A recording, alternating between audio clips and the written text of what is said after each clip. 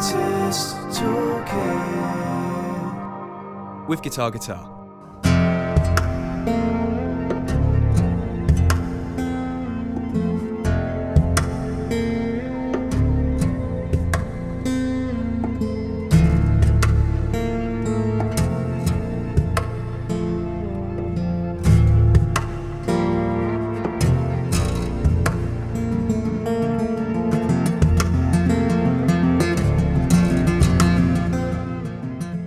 Hello, I am Jon Gomm and this is my Artist Toolkit. I'm going to tell you all about my Ibanez JGM signature model. This is a JGM 10 that I've had for about 18 months now. As you can see, I've already broken it in a little bit and made it mine. He's called Marvin, by the way, so it's really important to me that you know his name. So when Ibanez came to me and asked me about doing the signature model, the thing that made me desperate to do it was that it was a blank sheet of paper and I was able to be a part of designing a guitar completely from scratch, which is incredibly exciting. And we spent 3 years developing and making endless prototypes and stuff. And this is what we ended up with. I'm going to tell you about some of the different bits of it. So the first thing to know is it's a jumbo guitar. It's a big beast. But you might notice the body shape is a bit weird. It's asymmetrical. So it's slimmer here and fatter here, and the waist is not aligned. It goes kind of like this, and it's kind of shallower here and a bit tighter here. And all of that is to make the guitar more ergonomic to play. So with it being a big guitar, if it bulges up here, it can be very hard to play a big guitar like this. But hopefully, if you're not like a long-armed gibbony freak like me, you'll still be able to handle it. The neck is very slightly longer, which gives you more on the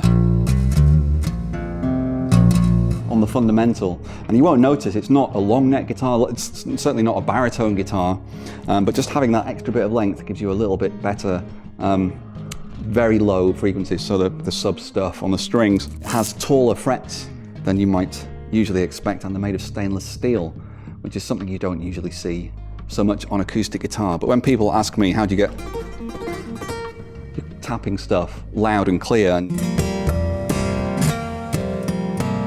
get your harmonics coming out so brightly and loud and aggressive when you're just slapping them, the answer is the frets as much as anything. I mean, technique a little bit as well, but you know, the frets are so important, and harder frets are louder and taller frets are louder too. So it just makes it much easier to do that.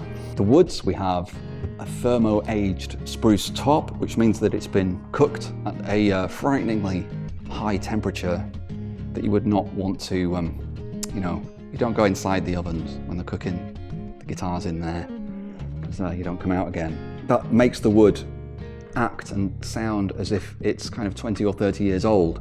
Takes out the moisture, and it's lighter and actually stronger as well. So it's perfect for me if I'm, hitting it really violently, and it's great for that. It's less likely to, to break. And then on the back and sides we have nice hard solid bit of pau ferro, which is a beautiful wood from Central America, and sometimes can be really pretty on the back as well. Let's see what we've got here. Oh, that one's nice. I won't show you mine. I'm all strapped in. This is actually a JGM 5, so this is the cheaper model, but that's a nice stripy bit. And they're all different. Some of them have blonde stripes and some don't. And yeah, those woods, we spent ages trying different woods, and this was just the one that came out with the deepest, richest bass and a kind of throaty, low mid-range that I really loved. And then the pickup system. I need to tell you all about the pickup system. This was the tricky bit where it really went down to the wire, and I was getting pretty stressed about trying to find pickups that were going to do exactly what I wanted them to do, because most pro modern fingerstyle players will tend to use a mishmash of different brands of pickups. They might have, one make of magnetic pickup, another make of microphone inside the guitar, another make of transducer under the bridge or whatever, and it can be really complicated, and you end up with 3 batteries in there and loads of wires dangling, and I really didn't want that to happen. I really wanted it to be like a coherent system that we could just make work. So what we have is the Fishman Rare Earth Mic Blend, which is my favorite acoustic guitar pickup I've used forever, which is a really nice humbucker here and a little condenser microphone inside there as well, which you can probably hear me tapping on. And then a new pickup from Fishman called the Power Tap, which is a bridge plate transducer. So that means it's a thing that you stick on the bridge plate, which is the wood, inside the guitar, under the bridge. And it just sticks on there and picks up the vibrations. And I'm going to show you what those pickups sound. I mean, you can hear what they sound like together.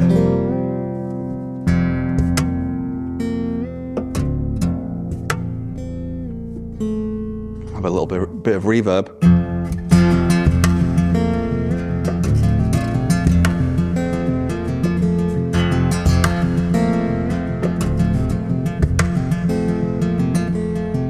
Let me show you what they sound like separately, those 3 pickups. So I can control my mix from my phone, but what happens is we have 2 outputs. One is kind of the main output, and one is the secondary output, which you don't have to use.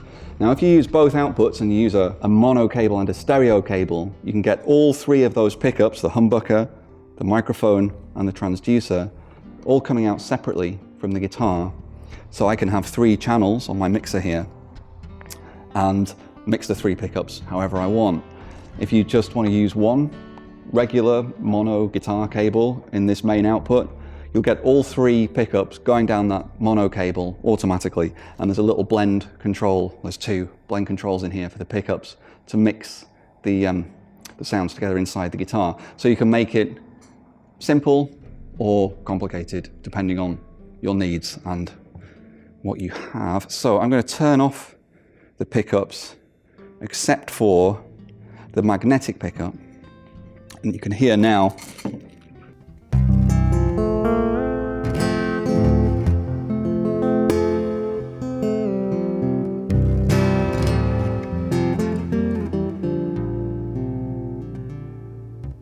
what that sounds like. It's a nice rich warm sound. What it won't give you,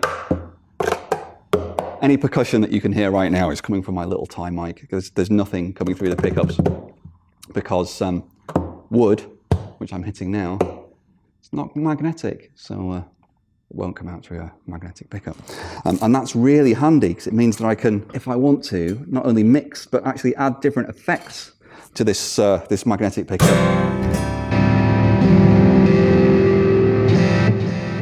That I wouldn't want on the microphone, because it would feed back, and we don't generally put loads of overdrive on microphones. So let me turn the magnetic off and just put on the aforementioned microphone. So now we have a more natural kind of acoustic-y sound, quite trebly, and it's great for hearing the guitar really, really clearly from every place imaginable. And it gives you that kind of acoustic realness, it gives you the percussion. The only thing it doesn't do is give you much in the way of bass. And I have tried microphones in the past which give you loads of bass, and it sounds okay until you try and plug it in somewhere, and then it's feedback city, because having a load of bass on a microphone inside a wooden box, turns out that's a really bad idea from a physics perspective.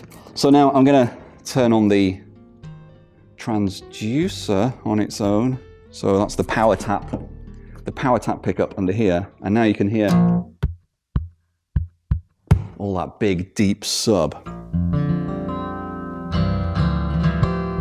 And all 3 of these pickups will pick up stuff from the guitar strings as well, but all different stuff. So when I mix them together, I'll have this kind of multi-dimensional, rich sound. So I'll do that now, just to remind you of the 3 pickups together. There they are.